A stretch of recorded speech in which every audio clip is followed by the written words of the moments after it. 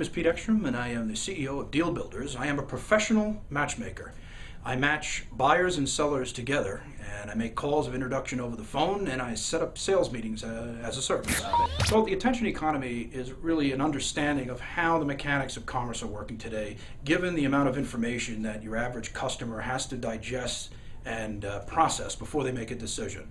So whereas features and benefits, you had all the time in the day to explain that to a prospective customer, today you've got a very narrow window of opportunity to get the attention of the prospective buyer. So you must establish the best possible first impression of yourself within a very limited amount of time, usually 2 to 5 seconds, in order to close for the attention of a prospective buyer. So that said, the attention economy really is about marketing and selling your brand most effectively to take into account that you must get the attention of the buyer before you can even build rapport or bond with that person. People don't plan to fail, they fail to plan. So it's an old sales 101 where if you have a plan, you can get ahead quickly because you're structured with goals and a process, and you're comfortable with that process so that you can repeat it often enough so you can capitalize on it. So you must have a repeatable process and a method that helps you capitalize on every business opportunity you come in contact with. You can't wing it anymore, and it's no longer a numbers game. It takes strategic and precise execution in order to close for the attention of a prospective buyer, and you must have a method and a process for that. Well, the first impression conclusion is drawn within 2 to 4 seconds. All right, that's scientific fact.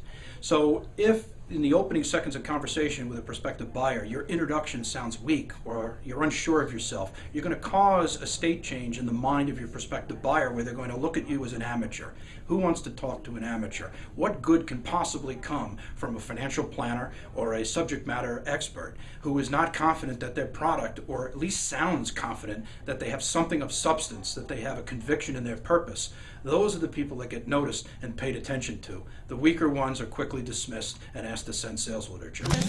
Traditionally, sales has been the art of persuasion and convincing people to see value in the same light that you, a marketing person or a salesperson, sees it. When you convince someone to buy through an explanation of features and benefits, the buyer would come with their checkbook and make a purchase.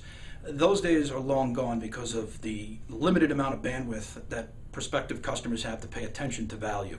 So they're quickly dismissive and they filter out anything that sounds over the top, too wordy, too much to say, too much to digest. And so you have to script your dialogue in simple sound bites with open-ended questions to cause the prospect to not see you as a salesperson or a marketing person that's easily dismissed, and to engage you in the conversations that discover the information that you and your prospective customer need to examine in order to mutually agree on a basis for doing business.